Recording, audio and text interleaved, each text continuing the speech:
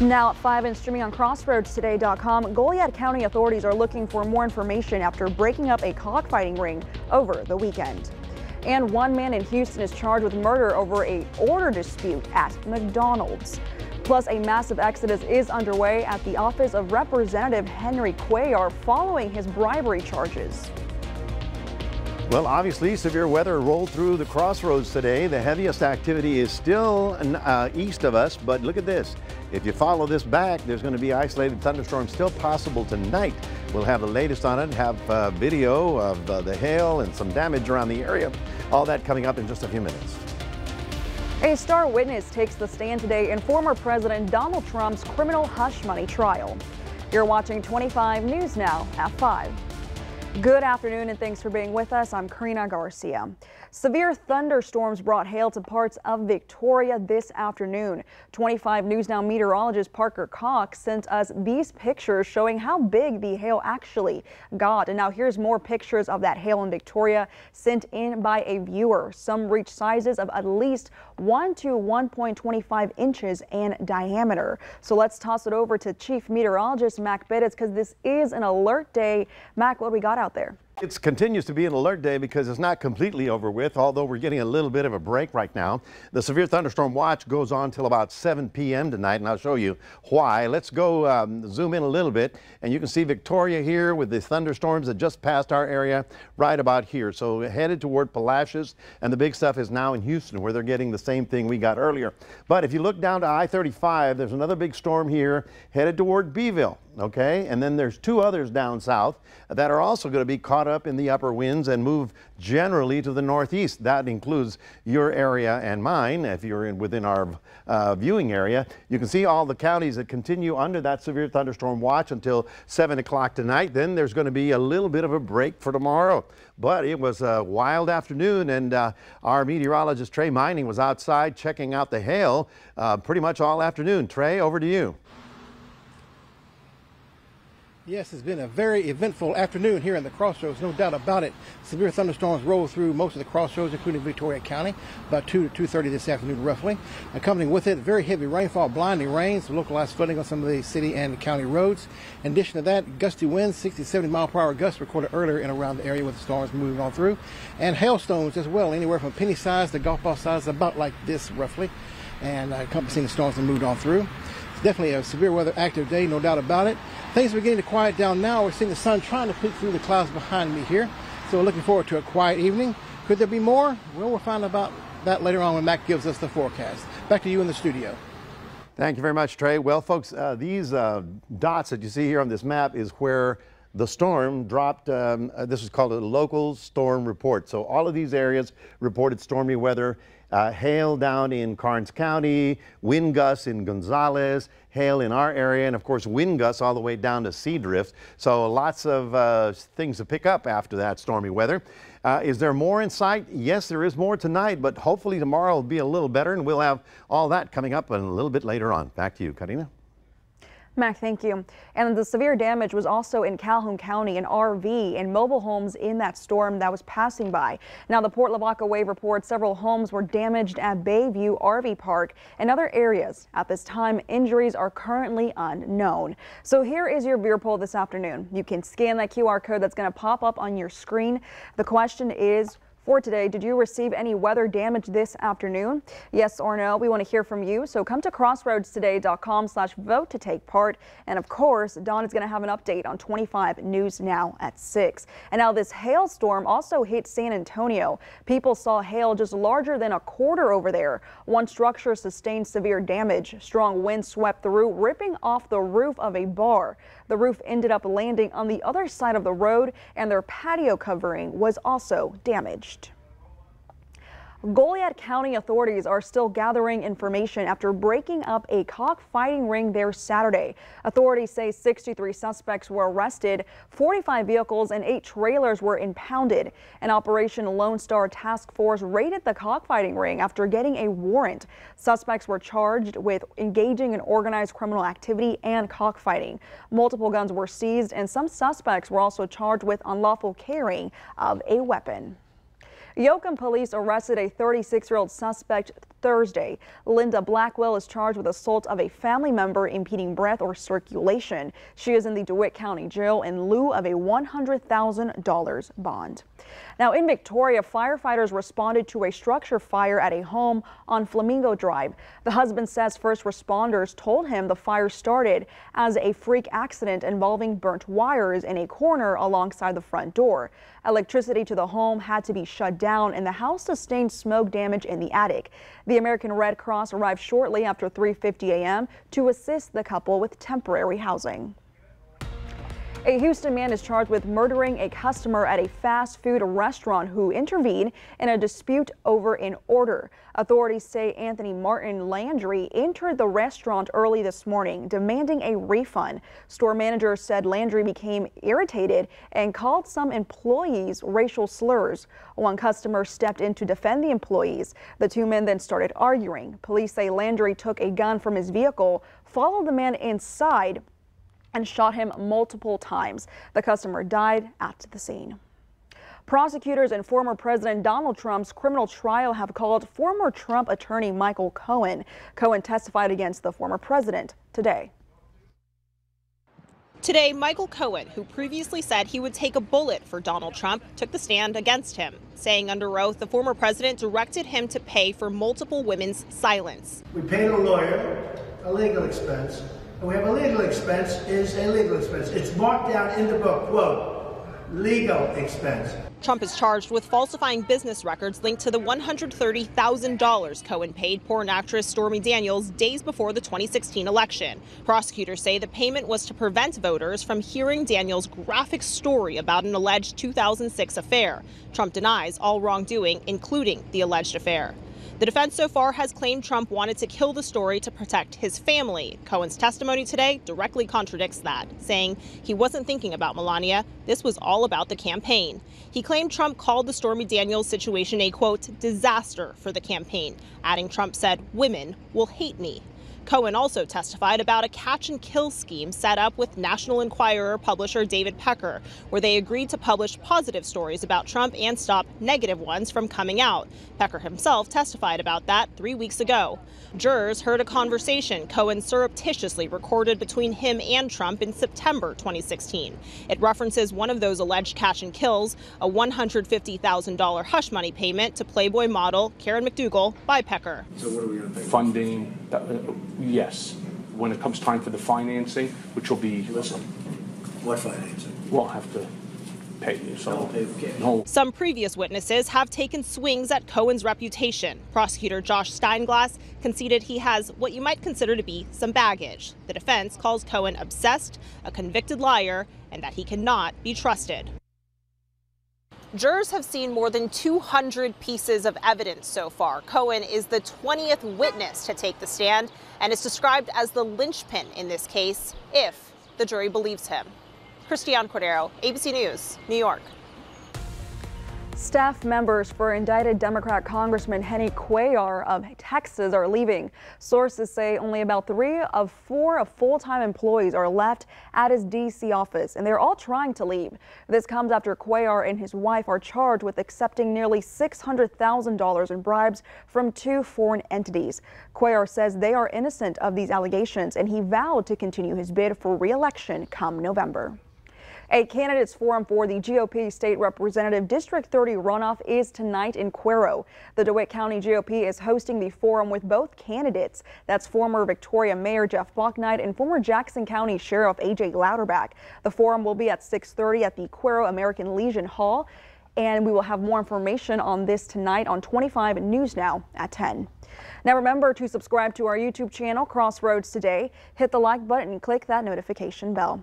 For now, stay with us. Evacuations are underway amid fighting between the Israeli military and Hamas. Straight ahead on 25 News Now at 5, the number of Palestinians who evacuated from Rafah.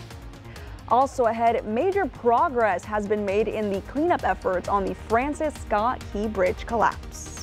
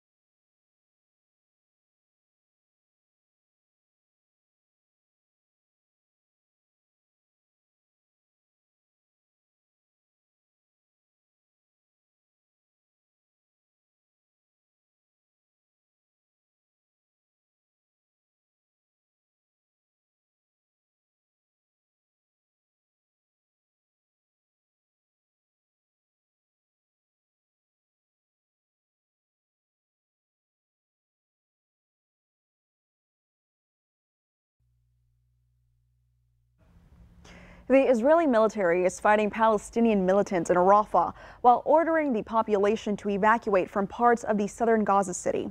Over the past week, 360,000 Palestinians have fled Rafah. Around 1.3 million people were sheltering there before the operation began. Israeli forces are also battling militants in northern Gaza. Aid workers are struggling to send food and other supplies to displaced Palestinians. No food has entered the two main border crossings in southern Gaza for at least this past week. Today, Maryland's governor announced the remains of the final worker missing after the deadly Baltimore bridge collapse was recovered. 6 members of a construction crew working on the bridge were killed when a cargo ship crashed into it back in March. The Coast Guard has opened 4 temporary channels around the impacted area, allowing several vessels that were stuck at the port of Baltimore to leave. A House delegation visited the collapse site and assured the community the federal government will help pay to rebuild that bridge. This is National Infrastructure Week. And we would not be in the position today, Governor, to get the funds we need to replace the bridge if it were not for the leadership of President Biden and Speaker Pelosi in getting that infrastructure bill to the finish line that puts enough money in the federal checking account so we can deal with major infrastructure in this country. Crews expect to have the channel permanently reopened by the end of May. Now, new weight loss drugs are changing the lives of many who struggle with weight and the chronic conditions that go along with obesity. But experts say these medications aren't for everyone. The demand is skyrocketing. About 1 in 8 U.S. adults have used medications like Ozempic and Wegovy, according to a recent survey, and the drugs aren't just aiding in weight management. We see them helping with blood sugar control and diabetes. We see benefits in heart disease and likely to see more to come. Dr. Scott Butch is director of obesity medicine at Cleveland Clinic. He says the first thing to know about these new weight loss drugs is that they're not for everyone. Right now, the medications are approved to treat people with obesity, not those trying to shed a few pounds. Second, the drug should only be acquired through an experienced, trained medical professional. Third, this class of drugs called GLP-1 may lead to more pregnancies because of how they work. And since there's not enough research on the effect this medication may have on a pregnancy, patients should stop taking the drugs at least 2 months before trying to get pregnant. Next, there are potential side effects. Butch says that includes nausea, vomiting, constipation, diarrhea, and fatigue. Finally, Butch says insurance doesn't cover the medication for weight loss.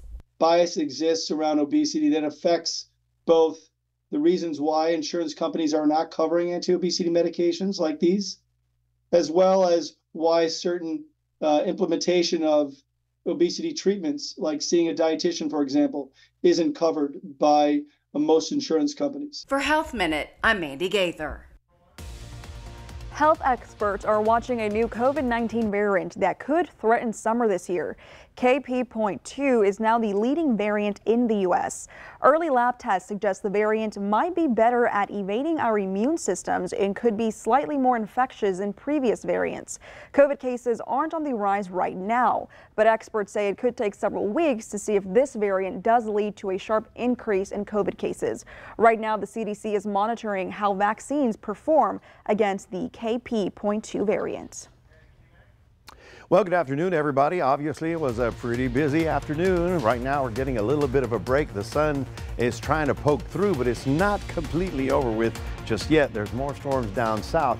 68 degrees right about now in the rain cooling that we got. We did manage to get up to 89 before all the activity. And so far, we've had 1.24 officially out at the airport, which brings the month to 1.32. And all of a sudden, it sort of helps out our annual total, which is 14 inches so far. Coming up, we'll be talking about the additional possibility of thunder and lightning and what does the rest of the week hold. All that coming up in a moment.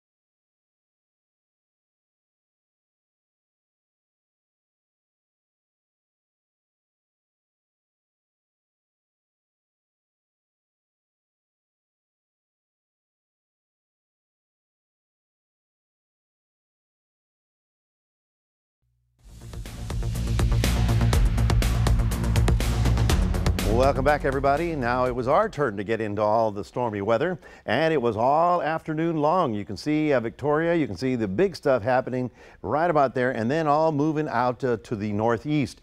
Down to the south, we're still watching a couple of areas of stormy weather. They're more discrete. In other words, they're more isolated and not a big old cluster.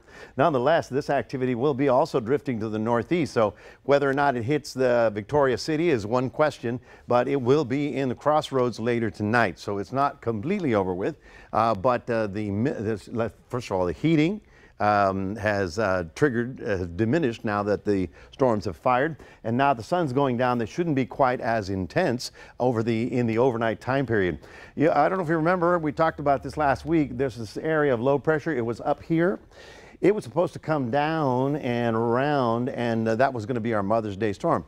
Fortunately, we didn't have Mother's Day storm, but the storm did come, and you can see it right there because it's being pushed by this circulation around this low. Well, that's all pulling away, and so by tomorrow, things will start getting a little better. Here we are, a close-up. There, the heaviest activity now in southeast Galveston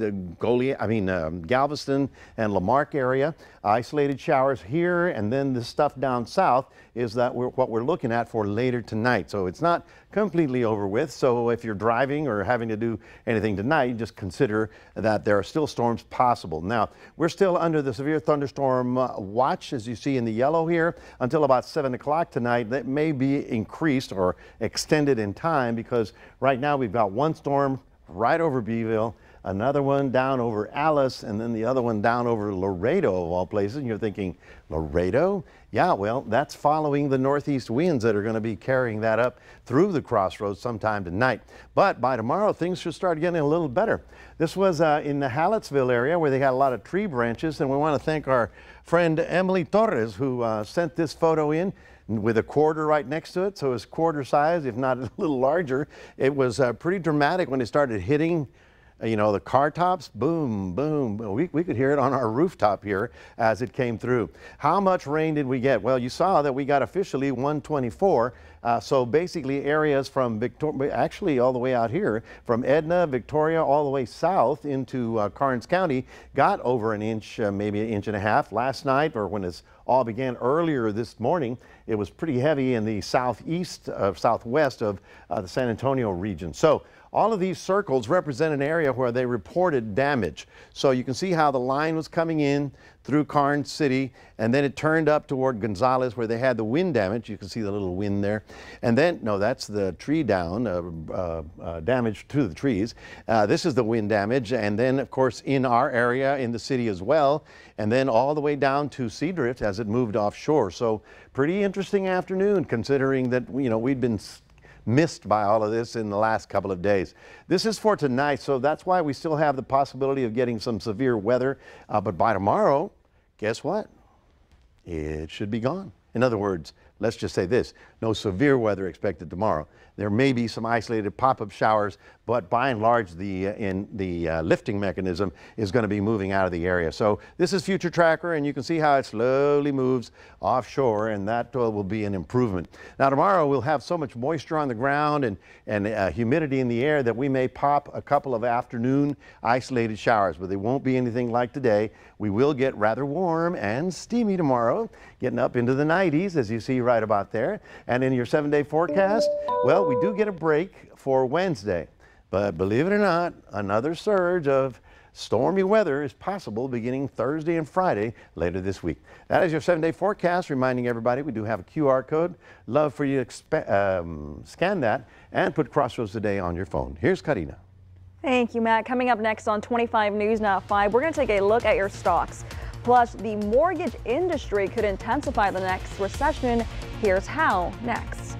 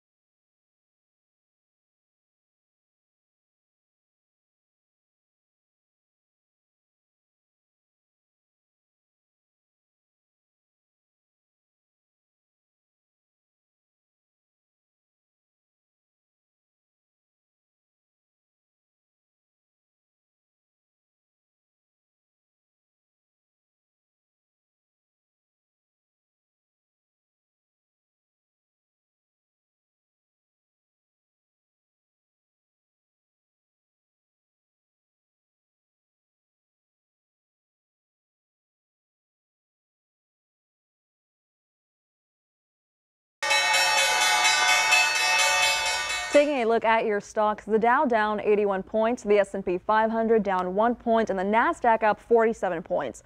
Oil up 86 cents, closing at $79.12 per barrel. The mortgage industry could intensify the next recession. The Financial Stability Oversight Council says non-bank mortgage companies like Rocket Mortgage have an increasing influence. These companies aren't heavily regulated and are vulnerable to the swings in the market. Federal regulators are calling on states and Congress to address these risks. They want to create an industry-funded backstop to help when a mortgage company does go under. As of 2022, non-bank mortgages owned the serving rights on 54% of mortgage balances. The Texas delegation is urging Congress to withhold aid to Mexico over a water treaty dispute. You can read the Texas Tribune article on our website, crossroadstoday.com. And stay with us. We're going to take one last look at your forecast with Mac when we come back. Plus, an Oscar-nominated actress got the chance to speak at her alma mater over the weekend. Plus, here's a look at world news tonight, right after 25 News Now at 5. This week, Michael Cohen takes the stand face-to-face with Donald Trump. Plus, the race for the White House, where things stand. More Americans turn to World News Tonight with David Muir, the most-watched newscast on television.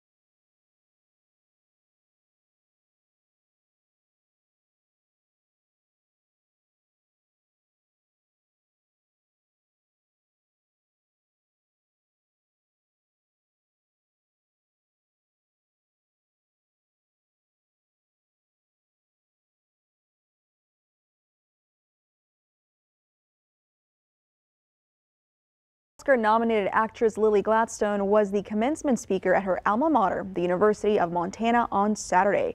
Gladstone talked about the journey that brought her to the University of Montana as she grew up on the Blackfeet Indian Reservation. She also spoke about the unconventional path she took into acting and gave the graduating class some words of advice and a shout out to first-generation graduates. During the ceremony, Gladstone received an honorary Doctor of Fine Arts degree. Yeah, shout out to first gen. I'm a first gen. Oh yeah, all yeah. free in your family. Yeah, yeah. That's great. Shout out to all and you know, I mean, this late date, we're still celebrating accomplishments. Yeah. I'm going. It should have happened years ago, don't Yeah. you think? Anyway, folks, the big stormy weather is about out of the area. There is more stuff south, and that's why I'm showing you this map. Notice down to the southwest toward Alice and Three Rivers, there's a couple of more isolated storms that could roll through the southern areas of the crossroads. So just keep that in mind, that it's instead of that big, huge storm complex, we're going to go to more isolated. But the good news is by tomorrow, some drier air is coming in, and we should limit any kind of severe activity. There may be a couple of little pop-up showers, but they won't be anything like today. That was one for the record books, wouldn't you say? Yeah, the hail out there was, I could hear it. My car is probably, I'm looking forward to go seeing how my car did. Yeah. I don't want to go look at old Petunia. I feel like she took a hit. She took a beating. She took a little beating tonight, but it's all right. All righty. Thank you, Mac. And thank you for being with us. We hope to see you back here tonight for 25 News Now at 6. World News Tonight with Dave Emir is up next.